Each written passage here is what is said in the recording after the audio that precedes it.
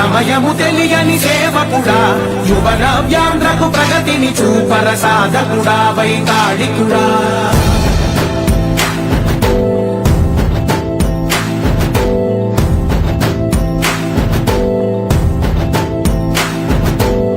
ప్రతి ఇల్లు నిన్నే నిన్నే పిలిచింది, ప్రతి గడప నీకే స్వాగతమంటోంది, ప్రతి మనసు నువ్వే గెలవాలంటోంది. పెద్ద కొడుకు నీవై తోడున్నావు చాలు, జరుగుతుంది మాకు మేలు మేలు. ఇంటి పెద్ద నీవై నిలిచి ఉంటే చాలు, విలిసిపోవ రాష్ట్రమంతటా శాంతి క్రాంతి సంతోషాలు. నాయకుడా నాయకుడా మళ్ళీ నువ్వే రావాలి, నవ్యాంధ్ర పాలకుడై నువ్వే గెలవాలి. నాయకుడా నాయకుడా మా తోడై నువ్వుండాలి, మేమంతా నీ వెంటే ముందడుగెయ్యాలి. ప్రతి ఊరు నీ పరిపాలన కోరింది, ఓ ప్రతివాడ నీకే మద్దతు పలికింది.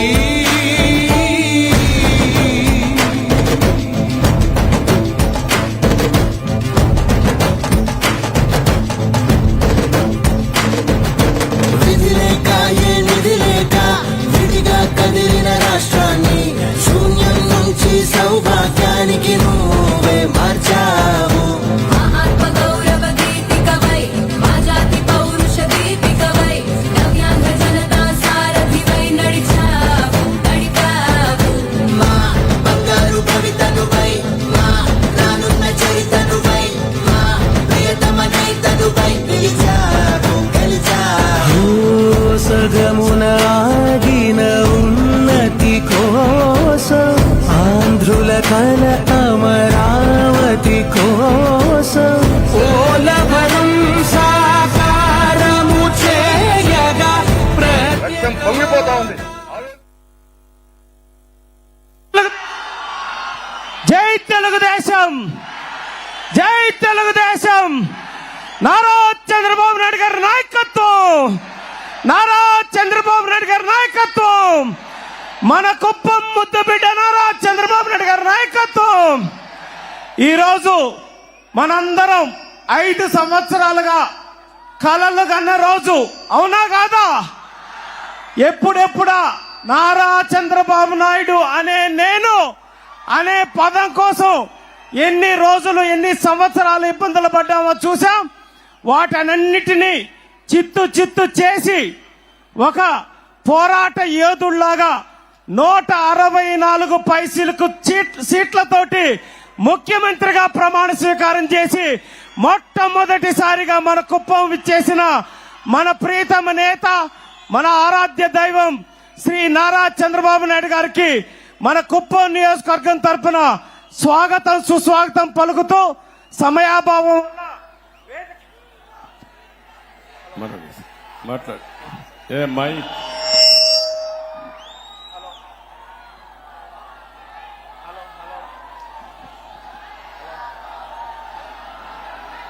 హలో సమయాభావం వల్ల డైరెక్ట్ గా మన ముఖ్యమంత్రి వర్యులు మాట్లాడతారు కాబట్టి అందరూ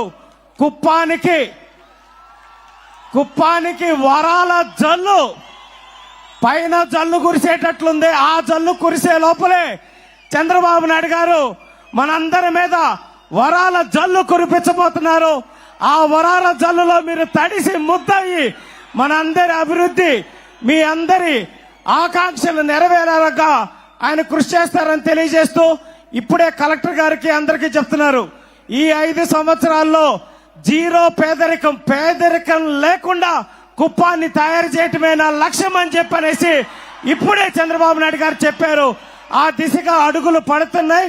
ఇప్పుడు మన అందరి ఆరాధ్య దైవం శ్రీ నారా చంద్రబాబు నాయుడు గారిని మనల్ని ఉద్దేశించి మాట్లాడవలసిందిగా కోరుకుంటూ, జై తెలుగుదేశం.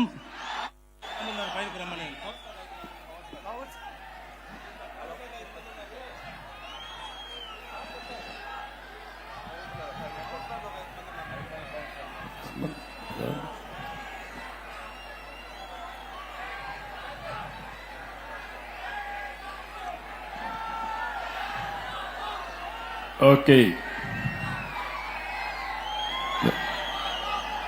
బెటర్ ముందుకు రా ముందుకొచ్చి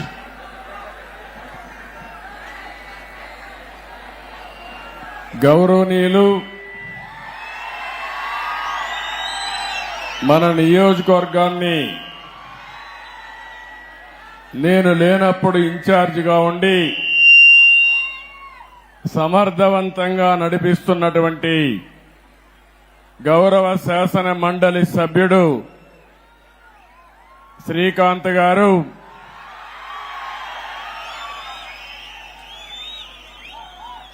గౌరవనీయులైనటువంటి పిఎస్ మునరత్నం గారు, అన్ని మండలాల అధ్యక్షులు, గౌరవ మున్సిపల్ కౌన్సిలర్లు, సహచర మంత్రివర్గ సభ్యులు రాంప్రసాద్ రెడ్డి గారు, వేదిక పైన ఉన్నటువంటి నాయకులందరికీ, జిల్లా పార్టీ అధ్యక్షుడైనటువంటి వర్షం కూడా పడతా ఉంది, శుభ సూచకం. ఆగుతుందని ఆశిస్తున్నా, వరుణ దేవుడు మన మీటింగ్ అయ్యే వరకు కరుణిస్తాడని ఆశిస్తున్నా. జిల్లా పార్టీ అధ్యక్షుడు నాని గారు,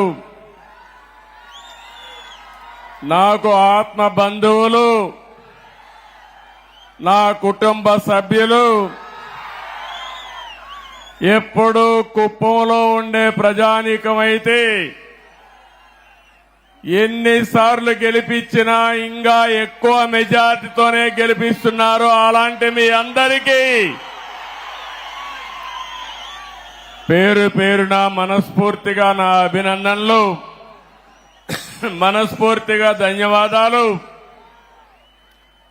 కుప్పంలో ఉండే ప్రజలందరికీ శిరస్సు వంచి పాదాభివందనం చేస్తున్నాను. ఈరోజు ఇక్కడికి నేను వచ్చాను. చాలా ఎన్నికల్లో నేను పోటీ చేశాను. ఇది 9వ ఎమ్మెల్యే అయ్యాను. 9 సార్లు ఎమ్మెల్యే అయితే 8 సార్లు మన కుప్పం నుంచే ఎమ్మెల్యే అయ్యాను. తిరుగులేని మెజార్టీతో గెలిపించారు మీరు. నా మీద ఒక విశ్వాసం పెట్టుకున్నారు. నేను వచ్చినా రాకపోయినా ఎన్నికల్లో మేము అండగా ఉంటామని మీ నిజాయితీ నిరూపించారు. నాకు మళ్లీ జన్మ అనేది ఉంటే కుప్పం ముద్దు బిడ్డగానే పుడతాను, మీ సేవ కోసమే ఉంటాను. అలాంటి అరుదైన అనుభవం ఈ నియోజకవర్గం. ఈసారి ఎన్నికలు జరిగాయి. 164 మంది ఎమ్మెల్యేలు గెలిపించారు. వైఎస్ఆర్ కాంగ్రెస్ పార్టీని చిత్తుగా ఓడించారు. 11 సీట్లే గెలిచారు. అంటే ప్రజాస్వామ్యంలో ఎవరైనా సరే విర్ర వీగితే ఇదే గతి పడుతుందని ప్రజలు నిరూపించారని చెప్పి నేను మీ అందరికీ తెలియజేస్తున్నా. ఎట్టు చేద్దాం, కాసేపు వెయిట్ చేద్దామా? కాసేపు వెయిట్ చేద్దామా?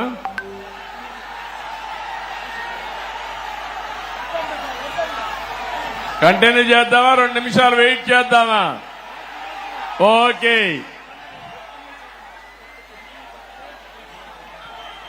అలాంటిది మొన్న జరిగిన ఎన్నికల్లో ఒక హిస్టారికల్ ఎన్నికలు జరిగాయి. మన చిత్తూరు పార్లమెంటు చూస్తే 7 అసెంబ్లీలకు 7 గెలిపించి తిరుగులేని మెజారిటీ ఇచ్చారు మీరందరూ. రాష్ట్రంలో 25 పార్లమెంట్లో 20 పార్లమెంట్లో 7కు 7 గెలిపించారంటే ఇది ఒక చరిత్ర. 25 పార్లమెంట్లకి 21 పార్లమెంట్లు గెలిపించారు. ఈ రోజు మీరందరూ ఒకసారి ఆలోచిస్తే ఈ యొక్క వైఎస్ఆర్ కాంగ్రెస్ పార్టీ ఒక అరాచక పార్టీ. అలాంటి పార్టీని ఇంటికి పంపించడానికి తెలుగుదేశం, జనసేన, బీజేపీ జట్టు కట్టాం. 4 పార్టీలు కలిసి పోరాడాం. ఎన్డీఏలో భాగస్వాములయ్యాం.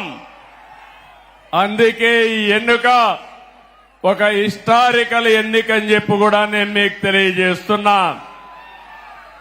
ఇంకో పక్క ఈ ఎన్నిక ద్వారా రాష్ట్ర ప్రజల యొక్క భవిష్యత్తుని తీరగా రాయబోతున్నామని మరొక్కసారి మీకు విజ్ఞప్తి చేస్తున్నాను. ఎప్పుడు కూడా నా రాజకీయానికి కుప్పం నియోజకవర్గం ఒక ప్రయోగశాల. ఇక్కడ మొట్టమొదటి ఒక కార్యక్రమాన్ని ప్రారంభించి ఆ రోజు సమైక్య ఆంధ్రప్రదేశ్ లో, తర్వాత నవ్య ఆంధ్రప్రదేశ్ లో అమలు చేశాం. ఈ రోజు కూడా మళ్లీ మీ అందరికీ హామీ ఇస్తున్నా. ఈసారి మీరు ఒక్కసారి ఆలోచిస్తే మనం ఎంపిక చేసిన ఎమ్మెల్యే అభ్యర్థులు చాలా బాగా చదువుకున్న అభ్యర్థులను పెట్టాం. యువతను తీసుకొచ్చాం. బడుగు బలహీన వర్గాలు తీసుకొచ్చాం. మహిళలకు ప్రాధాన్యత ఇచ్చాం. నిన్న కూడా మీరు చూస్తే నేను కేబినెట్ లో 17 మంది కొత్త వాళ్ళని మొదటిసారిగా మినిస్టర్లు చేసుకున్నాం. 7 మంది అయితే మొదటిసారి ఎమ్మెల్యేలు, మొదటిసారి మినిస్టర్లు. అందులో రాంప్రసాద్ రెడ్డి రాజమన రాయచోటి నుంచి మొదటిసారి గెలిచాడు. మొదటిసారి ఎమ్మెల్యేనే కాకుండా మంత్రి చేశామంటే యువతకు తెలుగుదేశం పార్టీ ఇచ్చే ప్రాధాన్యతని మరొకసారి మీ అందరికీ విజ్ఞప్తి చేస్తున్నాను. ఇంకొక పక్క బడుగు బలహీన వర్గాలకు ప్రాధాన్యత ఇచ్చాం. సామాజిక న్యాయానికి పెద్దపీట వేశాం. కుప్పం నియోజకవర్గం ఉంది. నా సామాజిక వర్గం లేదు గాని ఈ వెనుకబడిన వర్గాలే నా సామాజిక వర్గం. 40 ఏళ్లుగా గెలిపిస్తున్నారు. అందుకే రాష్ట్రంలో 8 మంది కేబినెట్ మంత్రులుగా బీసీలను పెట్టాం. ఇది ఒక చరిత్ర. 24 మందికి 8 మంది బీసీలు ఉండడం చరిత్ర అని చెప్పి కూడా నేను మీకు తెలియజేస్తున్నా. ఈరోజు 4వసారి నేను ముఖ్యమంత్రిగా ప్రమాణ స్వీకారం చేశాను. ప్రమాణ స్వీకారం చేస్తానే పోలవరం పోయాను, అమరావతికి వెళ్లాను, అసెంబ్లీ సమావేశాలు పెట్టుకున్నాం, కేబినెట్ సమావేశం పెట్టుకున్నాం. తర్వాత నాకు ప్రత్యక్ష దేవుళ్ళైన కుప్పం దేవుళ్ళని కలవడానికి ఇక్కడికి వచ్చాను. ఇక్కడి నుంచి ప్రజాక్షేత్రానికి వెళతాను. వెళ్లే ముందు మీ ఆశీస్సులు తీసుకోవాలని, మీ అందరితో కలిసి మాట్లాడాలని, మిమ్మల్ని చూడాలనే ఉద్దేశంతోనే నేను ఇక్కడికి వచ్చాను. నేను ఈరోజు ఒకే ఒక విషయం మీ అందరికీ విజ్ఞప్తి చేస్తున్నాను. నేను మీకు రుణపడి ఉన్నాను. 5 ఏళ్లలో మీ రుణం తీర్చుకుంటానని మరొక్కసారి మీ అందరికీ హామీ ఇస్తున్నా, వాగ్దానం ఇస్తున్నా. అన్ని విధాలా అభివృద్ధి చేస్తాను. భగవంతుడు నాకు ఎంత శక్తి ఇస్తే అంత శక్తిని ఉపయోగించి కుప్పాన్ని అగ్రస్థానంలో పెట్టడానికి ప్రయత్నం చేస్తాను. నా జీవితాశయం ఒకటే, పేదరికం లేని సమాజం.